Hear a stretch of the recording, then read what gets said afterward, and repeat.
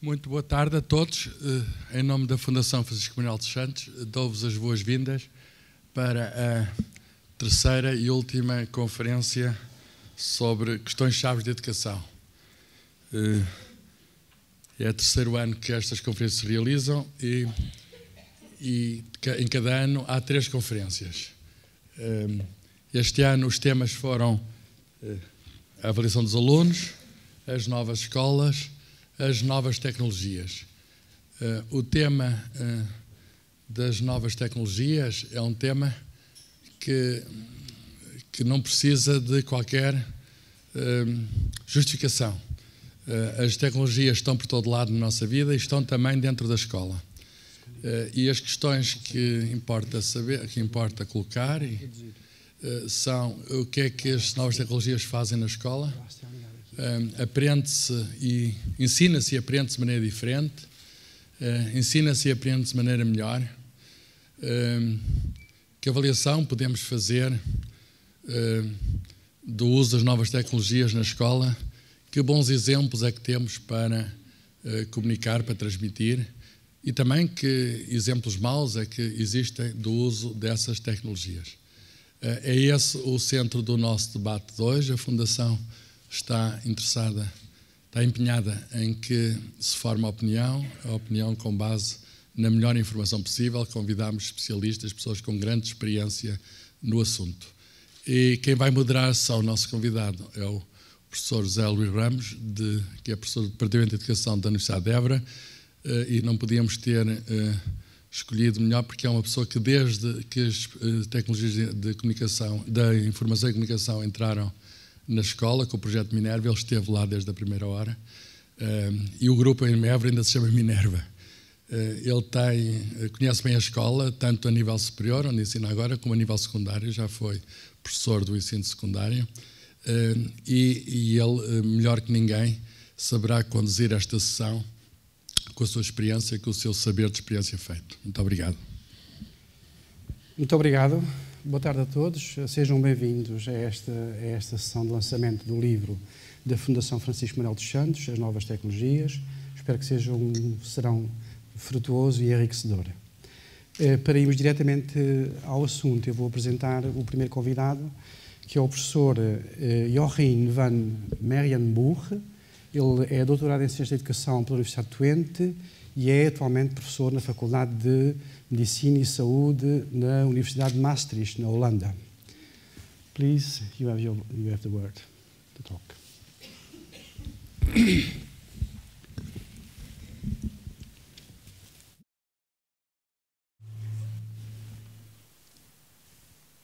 Thank you for the introduction. Muito obrigada pela apresentação que fez. Quero agradecer à Fundação ter-me convidado para falar nesta terceira conferência na série de 3 que foram feitas. Muito obrigada por estarem aqui. O que eu gostaria de falar hoje à tarde é sobre a utilização das novas tecnologias na educação, e penso que a discussão sobre a utilização das novas tecnologias não faz sentido se não tiverem uma boa ideia de o que é a boa educação. Portanto, temos que conceber, temos que ter uma teoria sobre a boa educação e depois utilizá-la para pensar qual a melhor utilização que se pode fazer das novas tecnologias. E o que vou discutir convosco é uma concepção com 4 componentes. Antes de falar sobre esta concepção 4CID, quero falar sobre o desenvolvimento deste modelo que se chama o problema da fragmentação na educação. A seguir, vai ser seguido pela discussão sobre o 4CID e depois alguns exemplos da utilização das novas tecnologias na educação que estão em linha com o modelo de quem eu estou a apresentar. No início da minha pesquisa, há quase 25 anos atrás, eu fui ver que os estudantes não conseguiam aplicar aquilo que aprendiam na escola, na vida real ou na vida profissional. Portanto, não temos muito sucesso a organizar a educação de modo a que os conhecimentos e aptidões que eles adquirem sejam transferidos ou possam transferi-los para fora, para a sua vida profissional ou para a resolução de problemas na vida real. E podemos ver qual seria a razão desta dificuldade na transferência de conhecimento.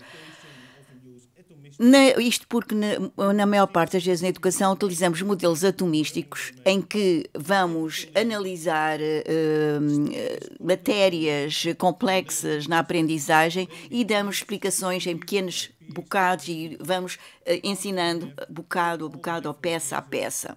E todas estas diferentes peças, e pensamos que estamos a dar a matéria, que não é verdade. Se olharmos para esta figura que se mexe, que se movimenta, eu posso descrever esta figura descrevendo cada ponto vermelho e como é que ela se mexe em todo o ecrã. E posso descrever cada ponto verde e dizer como é que esse ponto se movimenta no ecrã. Depois de ter descrito todos estes pontos diferentes, eu posso dizer, agora vocês sabem que figura ou qual é a matéria que eu vos ensinei.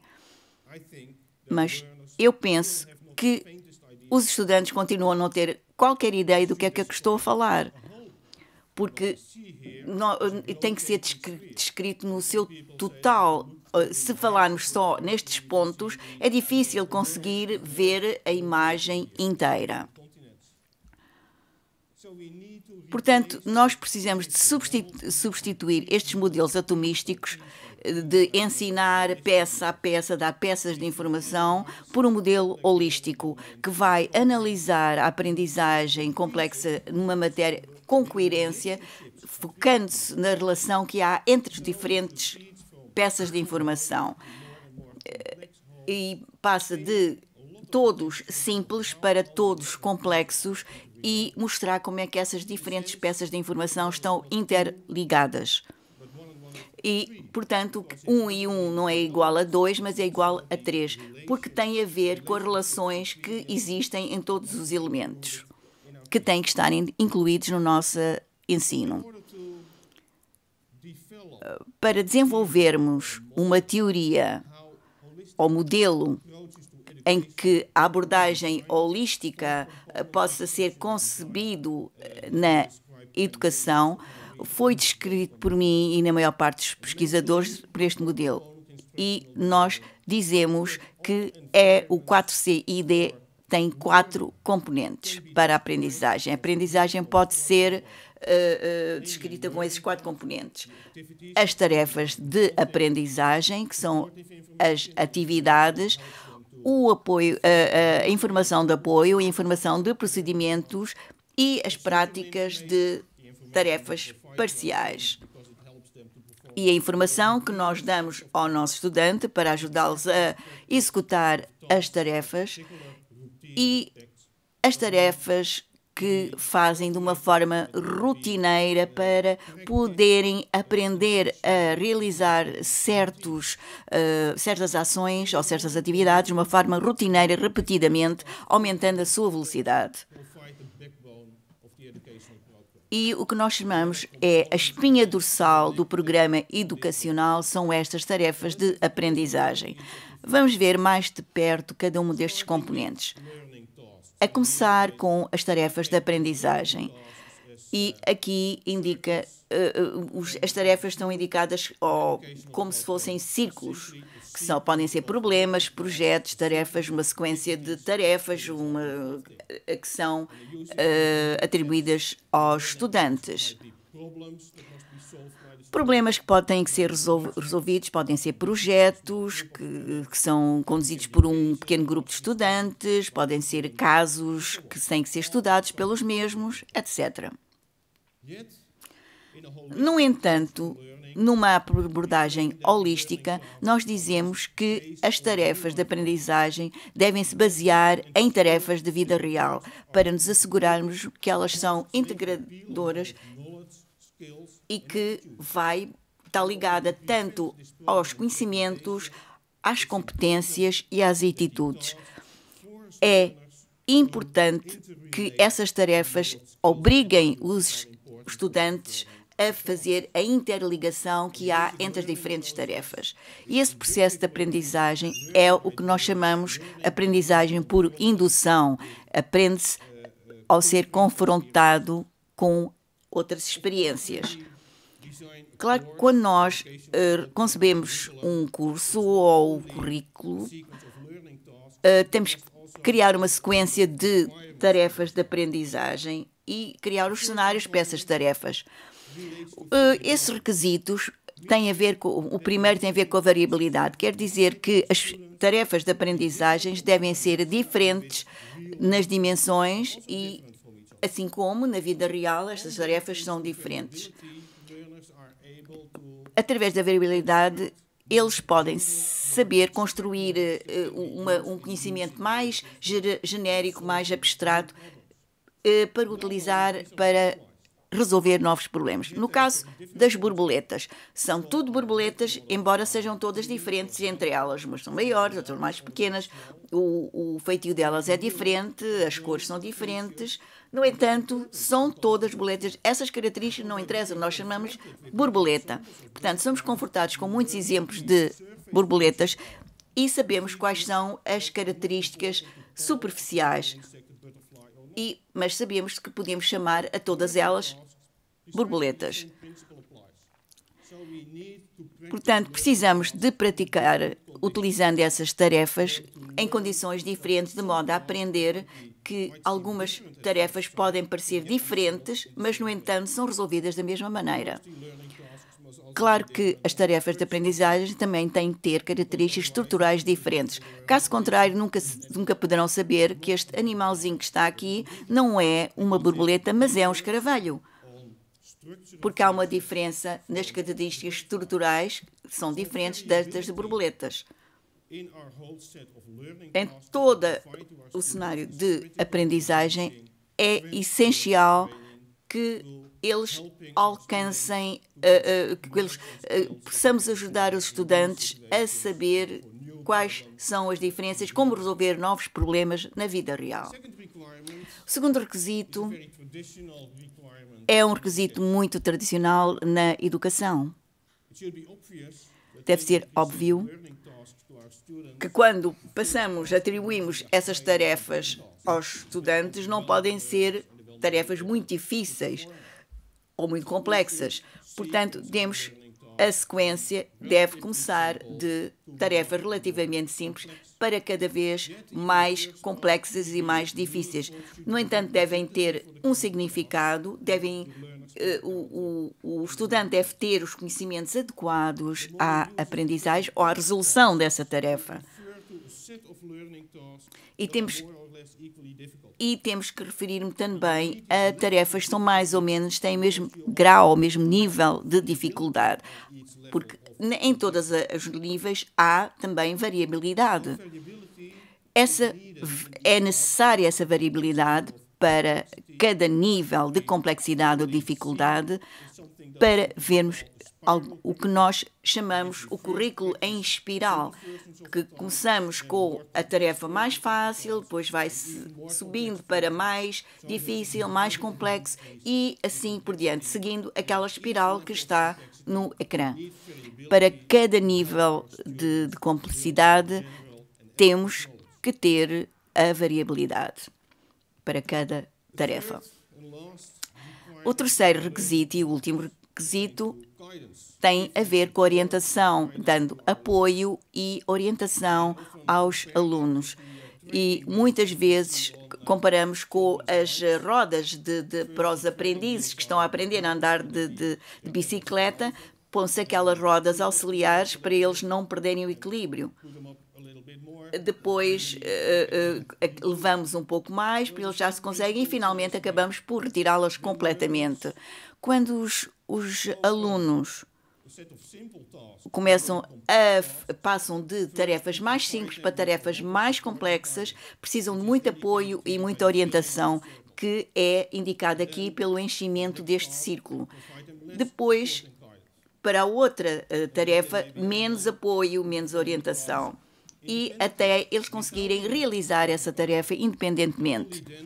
E só quando os nossos alunos conseguirem realizar essa tarefa sem qualquer apoio e orientação, passamos para o nível mais alto de complexidade e enchemos novamente com o nosso apoio e a nossa orientação e começamos a diminuindo até que o estudante possa realizá-la completamente independente, sem qualquer apoio e orientação. É o que nós chamamos os andaimes. Quando nós construímos uma casa, nós temos que montar os andaimes e, à medida que construímos a casa fica pronta, nós retiramos os andaimes. Isto é particularmente importante como uma indicação, não é apenas dar apoio e orientação aos nossos estudantes, mas também retirar esse apoio e essa orientação à medida que eles vão adquirindo mais conhecimentos. O que nos leva a ver um apoio, um padrão de apoio que é como se fosse o dente de uma serra, em que se vê, sobe, aumenta o apoio e a orientação e depois diminui, depois torna a subir para a tarefa seguinte e diminui. E podemos adotar esta metodologia para a criação do currículo, mas também precisamos de outros componentes para apoiar isto. E o que é que nós chamamos? A informação de apoio. Os professores chamam isto a teoria, porque a reação normal dos professores é isso é tudo muito bonito, das tarefas de aprendizagem, mas eles precisam de ter teoria e precisam de aprender essa teoria antes de passarem às tarefas. Claro que isto é verdade, porque os alunos precisam de informação que os ajude a realizar as tarefas e aprender a partir dessas tarefas. E essa informação vem de duas formas. Primeiro, precisam de informação, como é que essa matéria é reconhecida na escola de medicina. Antes de lhes darmos qualquer tarefa, eles precisam ter informação como é que o corpo humano está estruturado, como é que os ossos estão ligados uns aos outros, como é que o sistema cardíaco funciona. Portanto, precisam de muita informação sobre o corpo humano, de modo a poderem realizar as tarefas de aprendizagem. Outro tipo bastante importante de informação não é explicar a matéria, como é que a matéria é reconhecida, mas também como realizar essas tarefas nesse campo. E quais são as características que se deve procurar para se poder resolver certas tarefas. E neste processo, quando falamos de informação de apoio, temos que saber utilizá-la depois para as tarefas de aprendizagem. Enquanto falamos de elaboração, como é que se liga essa informação àquilo que vocês já sabem, integrar nos alunos muito conhecimento e que eles consigam fazer a ligação entre essas peças de informação e utilizá-la quando estiverem a realizar as tarefas. Quando pensamos no mídia tradicional, para a apresentação de informação de apoio, pensamos no livro, mas cada vez mais a multimídia é utilizada para dar informação, dar apoio. O terceiro componente é o que nós chamamos informação de procedimentos. Isto é a informação que nós damos aos alunos que os ajuda a realizar os aspectos rotineiros das tarefas, é explicar como fazer certas coisas, determinadas coisas. E isso é dado na altura certa. Se nós olharmos para aquela imagem, vemos o que é a maneira típica que um professor dá informação de procedimento sobre o ombro do aluno, passando pela sala de aulas e apontando as coisas. Não, isto aqui tem que fazer assim e assim. Isto não está correto. Tire aqui e faça assim, corrija. Portanto, esta informação é feita quando eles estão a realizar a tarefa, é nessa altura que o professor tem que dar essa informação sobre procedimentos. Mais uma vez, o processo de aprendizagem tem a ver, praticamente, tem o que nós chamamos compilação de conhecimentos, para que o próprio aluno desenvolva regras cognitivas que faça a interligação entre as teorias e as práticas, permitindo fazer a ligação e a realização de determinados aspectos das tarefas rotineiras. E nós chamamos essa realização destas rotinas a prática de tarefas parciais.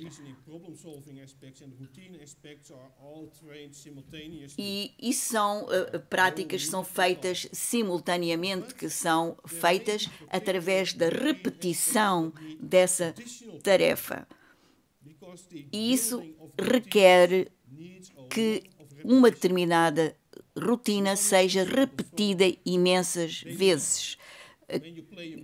É como se uma pessoa que toca um instrumento musical precisa de tocar trechos musicais e começa outra vez com trechos musicais mais simples e passa para outras mais complexas, mas além disso, e isto é importante, e também vai fazer as escalas, portanto, as escalas musicais, de modo a melhorar a velocidade dos dedos, ou se for o trompete, de maneira a ajustar a posição da boca, por exemplo, no trompete, e que lhes vai permitir aos alunos a melhorar o seu desempenho na realização dessas tarefas, de modo a se tornarem rotineiras, quase automáticas.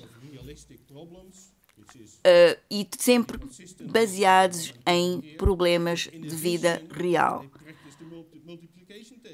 Como no exemplo das tábuas de multiplicação.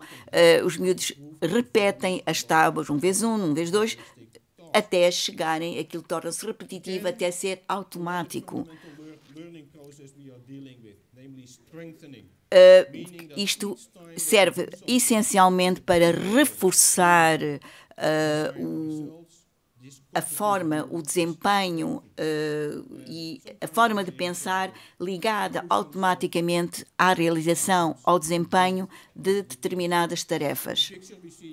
Vemos aqui, por exemplo, um dentista, um estudante a praticar num boneco, porque eles fazem utilizam a broca para fazer muitos buracos nos dentes, depois para encher, e eles têm que fazer isto todos os dias durante muitas horas, furam, enchem, e têm que praticar durante meses, semanas, a fazer o mesmo tipo de operação. Claro que quando eles passarem a clientes reais, já está de tal modo aperfeiçoado, trouxe uma rotina tão automatizada devido à prática anterior. O resultado desta abordagem é o que eu chamo de currículo integrado. E quando eu olho para um curso ou para um currículo, a minha primeira questão é: como é que as coisas estão interligadas? Porque eu comecei a discutir sobre a questão da fragmentação. Portanto, num currículo integrado é essencial que tenhamos esta espinha dorsal das tarefas de aprendizagem e saber como é que estes componentes estão ligados de modo a que apoie esta aquisição de conhecimentos. E vamos ver as novas tecnologias, vamos ver mais de perto a utilização das novas tecnologias. O primeiro ponto é que as novas tecnologias apresentam-se de formas diferentes. E o tipo de novas tecnologias de que estamos a falar dependem dos componentes em que estamos interessados. Quando falamos das tarefas de aprendizagem, que é o componente principal deste modelo, as novas tecnologias ajudam os alunos a realizar as tarefas de aprendizagem. Portanto, temos que arranjar cenários de tarefas simuladas que são semelhantes às tarefas reais e eles têm que saber como é que podem combinar estas tarefas simuladas com as tarefas reais. E também outro problema é quando é que conseguimos seguir o progresso feito pelos alunos, porque eles estão a fazer as suas tarefas de aprendizagem e os estudantes têm, e os professores têm também de saber como é que está a ser feito esse progresso, como é que está a decorrer esse progresso. Os portfólios de desenvolvimento que foram criados fazem o seguimento do progresso dos alunos e podem também ajudar os alunos e os professores a refletirem sobre o que é que está a correr bem ou o que é que devem melhorar e no futuro quais são as tarefas que deverão realizar para aperfeiçoarem os seus conhecimentos. Para a informação de apoio, estamos a falar de um tipo muito diferente de novas tecnologias. Geralmente, a informação de apoio é dada pelo professor ou em livros e agora podemos utilizar a hipermídia e sistemas de multimédia. Vão a um link e podem ver uma informação sobre uma determinada área, depois vão a outro e podem combinar diversas modalidades e encontrar exemplos na dimensão ou em apresentações diferentes. E há outro tipo de tecnologia que podem ser utilizados para a informação de procedimentos. Portanto, sistemas de apoio de desempenho, quer dizer, que podemos consultar à medida que vamos desempenhando uma determinada tarefa, podemos utilizar sistemas de ajuda online, podemos utilizar tecnologias móveis, por exemplo, smartphones, estar a trabalhar no seu local de trabalho e é muito fácil consultar o seu smartphone, especialmente o que fazer, como é que deve fazer, quando está a realizar essa tarefa. E, principalmente, no que se refere a esta informação de procedimentos. Há muitas tecnologias novas que estão ligadas, por exemplo, às práticas de tarefas parciais, precisamente aquelas práticas que requerem a repetição das tarefas em que a mesma rotina tem que ser feita inúmeras vezes, requer muita repetição de maneira a poder desenvolver essas rotinas. Quando nós falamos sobre a utilização das novas tecnologias, precisamos de um enquadramento, precisamos de olhar para as diferentes tecnologias e ver quais são as funções que essas novas tecnologias desempenham para saber que esta abordagem é adequada a este componente. Eu gostaria também de me focar sobre as tarefas de aprendizagem e como é que estes cenários de tarefas reais e simuladas podem ser utilizadas para apoiar o trabalho das tarefas de aprendizagem. O primeiro exemplo é um programa para cabeleireiros, em que tem um portfólio de desenvolvimento eletrónico que se chama STEP, e o cenário básico é que os estudantes escolhem as tarefas de aprendizagem, podem desenvolvê-las na escola, como podem ver ali na imagem, ou no seu local de trabalho, porque parte do seu trabalho, eles trabalham em salões de cabeleireiro, têm um portfólio de desenvolvimento onde eles podem seguir o avanço ou o progresso da sua aquisição de conhecimentos. Eles fazem a classificação de diversos requisitos e o professor pode discuti-lo com o aluno e também com o próprio cliente. Portanto, recolhemos informação de avaliação de diferentes fontes e esse portfólio é utilizado para as reuniões de professores com alunos. O professor olha para o portfólio e vê o que é que o aluno fez, o que é que correu bem, o que é que correu mal, o que é que necessita aperfeiçoar, qual deverá ser a tarefa para a próxima semana e ajuda a aumentar ou a melhorar o seu desempenho. Vamos ver mais de perto como é que este portfólio funciona. Este é o ecrã principal. Ali em letras mais pequenas do lado esquerdo estão os diferentes aspectos das tarefas relacionadas com os cabeleireiros.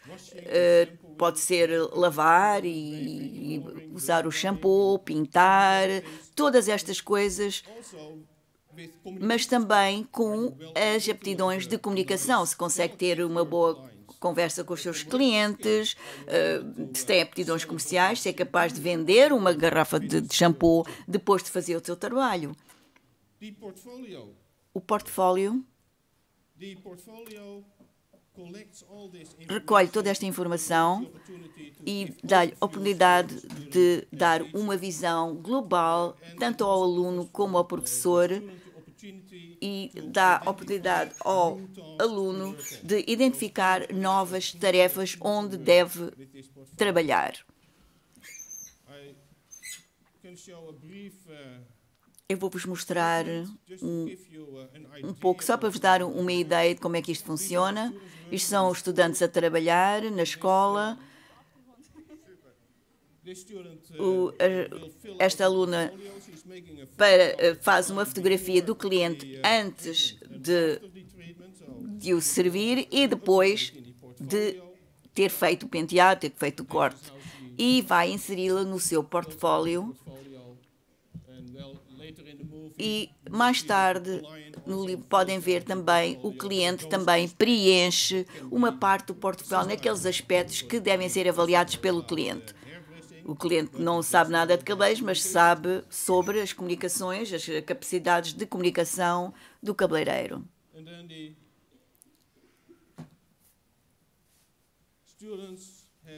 E depois, os estudantes têm de 2 em 2 semanas uma reunião com a professora que juntos veem o portfólio e o portfólio dá-lhe uma visão global das tarefas que foram desempenhadas pela aluna, neste caso, nas 2 semanas anteriores, e podem discutir o que foi feito e como é que foi feito e ver qual será a nova tarefa a ser feita nas 2 semanas seguintes.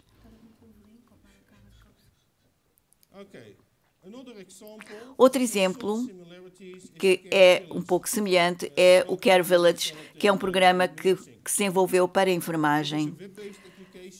É uma aplicação com base na web, em que as ordens das tarefas são feitas na base de dados, que se chama Village. Esta aplicação com base na web dá acesso aos estudantes a todas as fontes relevantes para o desempenho das suas funções e dá também acesso ao portfólio de desenvolvimento, que é semelhante ao que vimos anteriormente. Isto é o ecrã de abertura do Care Village, ainda está numa fase experimental, mas podemos ver os diferentes edifícios. Temos um hospital, podemos selecionar então uma tarefa que esteja relacionada com o hospital, vemos um hospital psiquiátrico, vemos uma casa de terceira idade, vemos também a escola e dentro da escola podemos encontrar os materiais de estudo e os portfólios de desenvolvimento. Aqui pode clicar se for o hospital e dentro do hospital há diversas tarefas que estão relacionadas com as tarefas de enfermagem dentro do hospital. Mais uma vez, quando o estudante clica numa determinada tarefa, aparece uma descrição com base num caso da vida real e a descrição do caso dá as características e diz quais são as tarefas que o estudante deve executar, e cada tarefa de aprendizagem tem 2 tarefas incluídas. Uma deve ser feita na escola e outra deve ser feita na prática. Portanto, tenta-se integrar o que se passa na escola com o que se passa nos estágios, nos próprios hospitais. Isto é o portfólio, mais uma vez, todo o sistema, toda a informação é recolhida e pode ser utilizada nas reuniões que os estudantes têm com os professores para poderem avaliar o que fizeram anteriormente, se correu bem, se correu mal, e quais são as tarefas a seguir que vão ajudá-lo a melhorar o seu desempenho. Temos aqui outro exemplo, que é o Craft, que é o Megatronic, em que os estudantes trabalham em tarefas de aprendizagem que foram selecionadas por eles, utilizando jogos. E nestes jogos, à esquerda, vocês têm o posto de trabalho, que os estudantes podem utilizar todos os tipos de máquinas para produzirem produtos que vão ser utilizados, neste caso, num parque de diversões. De maneira a eles familiarizarem-se com as máquinas que têm que utilizar na oficina e saberem quais são as regras de segurança, e de forma que, quando forem à oficina real, saberem como é que devem utilizar. O que é interessante é que neste parque de diversão eles podem partilhar isso com os outros estudantes, com familiares, e também obter créditos a partir dessas avaliações. Este jogo não é um jogo normal. Não substitui nada, pelo contrário, serve para levar depois às tarefas do currículo. Algumas tarefas são feitas no próprio jogo e algumas das tarefas são feitas na escola e outras são feitas na prática, em estágios. Aquelas que são feitas no jogo e fora do jogo obtêm pontos, obtêm créditos. Portanto, a informação de avaliação é dada para o portfólio para que toda essa avaliação faça parte do jogo e possam saber como é que foi o desempenho. Não tenho tempo para vos mostrar o filme, portanto vamos para as conclusões. Eu descrevi brevemente 4 componentes desta conceito que vai resolver o problema da fragmentação,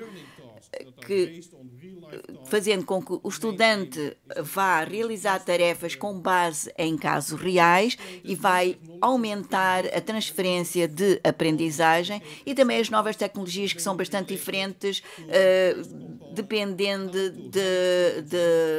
do componente que com que estamos a lidar.